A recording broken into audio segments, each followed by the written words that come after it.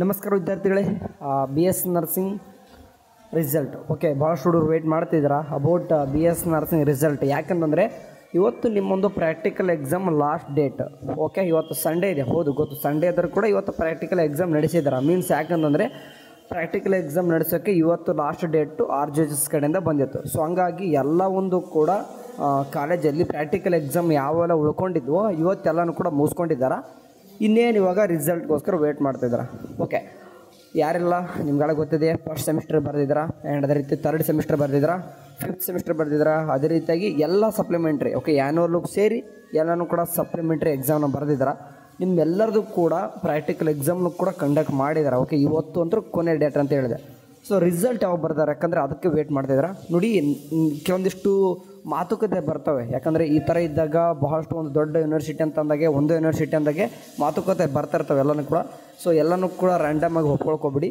ಸರಿ, ನಿಮಗೆ ಗೊತ್ತಿರಬೇಕು ಡೇಟು ನಮ್ಮ RJHS ಕಡೆಯಿಂದ ಅಫಿಷಿಯಲಾಗಿ ಎಲ್ಲೂ ಕೂಡ ಅನೌನ್ಸ್ಮೆಂಟ್ ಮಾಡಲ್ಲ.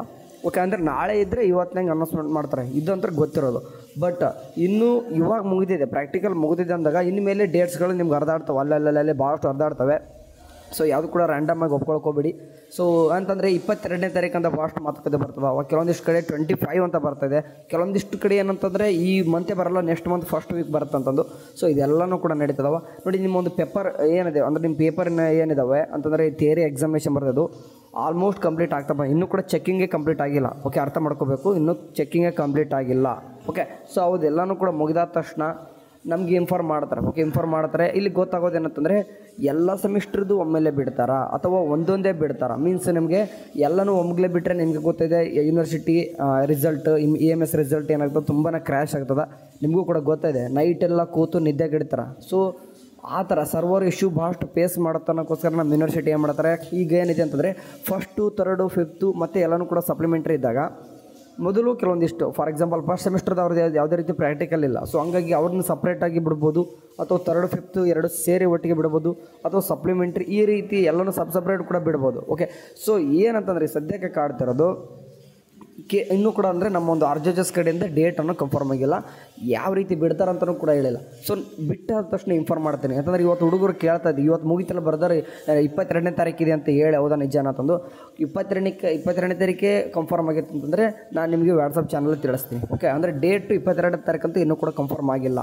ಓಕೆ, ಯಾವಾಗ ನಮಗೆ ಅಫಿಷಿಯಲ್ಲಾಗಿ ನಮಗೆ ನ್ಯೂಸ್ ಬರ್ತದೋ ಆವಾಗ ನಿಮಗೆ ಹೇಳುವಂಥ ಪ್ರಯತ್ನ ಮಾಡ್ತೀನಿ. ಸೊ ವಾಟ್ಸಪ್ ಚಾನಲಲ್ಲಿ ಅಪ್ಡೇಟ್ ಇರಿ. ಓಕೆ, ನಿಮ್ಮ ರಿಸಲ್ಟ್ ಯಾವುದೇ ರೀತಿಯಾಗಿ ತೊಂದರೆ ಆಗ್ತದೆ ಬರ್ತದೆ, ವರಿ ಮಾಡ್ಕೊಬೇಡಿ. ಎಲ್ಲನೂ ಕೂಡ ರಿಸಲ್ಟ್ ಅಂದರೆ ನಾರ್ಮಲಾಗಿ ನಡೀತದೆ. ಕೆಲವೊಂದು ಹುಡುಗರು ಕೇಳ್ಬೋದು ಯಾವ ರೀತಿ ನಡೀತಿದೆ ನಮ್ಮದು ಇವ್ಯಾಲ್ಯೂಯೇಷನ್, ಸ್ಟ್ರಿಕ್ಟಾ ರೂಲ್ಸ, ಅದೆಲ್ಲನೂ ಕೂಡ ನಿಮಗೂ ಕೂಡ ಗೊತ್ತಿದೆ. ಎಲ್ಲನೂ ಕೂಡ ನಿಂತಿರೋದು ಇವ್ಯಾಲ್ಯೂಯೇಟರ್ ಮೇಲೆ. ಅಂದರೆ ಇವ್ಯಾಲ್ಯೂಯೇಟರ್ ಯಾರು ಚೆಕ್ ಮಾಡ್ತಾರೆ ಅವ್ರ ಮೇಲೆ ಹೋಗ್ತದೆ. ಅಂದರೆ ಕೆಲವೊಂದಿಷ್ಟು ಟೀಚರ್ಸ್ ಲೆಕ್ಚರ್ ಏನು ಮಾಡ್ತಾರೆ ಅಂತಂದರೆ ಆರಾಮಾಗಿ ಇವ್ಯಾಲ್ಯೂಯೇಟರ್ ಏನು ಮಾಡ್ತಾರೆ, ಆರಾಮಾಗಿ ಮಾರ್ಕ್ಸ್ ಕೊಡ್ತಾ ಇದ್ದಾರೆ, ಅವ್ರದ್ದು ಚೆನ್ನಾಗಿ ರಿಸಲ್ಟ್ ಆಗಿರ್ತದೆ.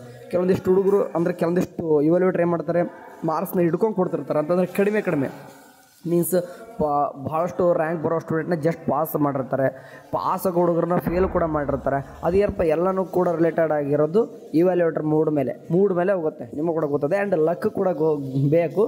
ಆ್ಯಂಡ್ ಕೆಲವೊಂದು ಟೈಮ್ ಗ್ರೇಸ್ ಮಾರ್ಕ್ಸ್ ಕೂಡ ಬರ್ತವೆ. ಗ್ರೇಸ್ ಮಾರ್ಕ್ಸ್ ಯಾಕೆ ಬರ್ತವೆ ಏನಂತ ಕೂಡ ಈಗ ಡೀಟೇಲ್ಸಾಗಿ ವಿಡಿಯೋ ಮಾಡಿದ್ದೀನಿ. ಗ್ರೇಸ್ ಮಾರ್ಕ್ಸ್ ಬಗ್ಗೆ ಇನ್ನೂ ಕೂಡ ಅದ್ರ ಬಗ್ಗೆ ತಿಳ್ಕೊಂಡಿಲ್ಲ ಅಂತಂದರೆ ಹೋಗ್ಬಿಟ್ಟು ಕಮೆಂಟ್ ಸೆಕ್ಷನಲ್ಲಿ ವಿಡಿಯೋ ಇರ್ತದೆ ಗ್ರೇಸ್ ಮಾರ್ಕ್ಸ್ ಬಗ್ಗೆ, ಮತ್ತು ಇವ್ಯಾಲ್ಯೂಯೇಷನ್ ಯಾವ ರೀತಿ ಕ್ಯಾಲ್ಕುಲೇಷನ್ ಆಗ್ತದೆ ಮಾರ್ಕ್ಸ್ ಅದನ್ನು ಕೂಡ ಹೇಳಿದ್ದೀನಿ.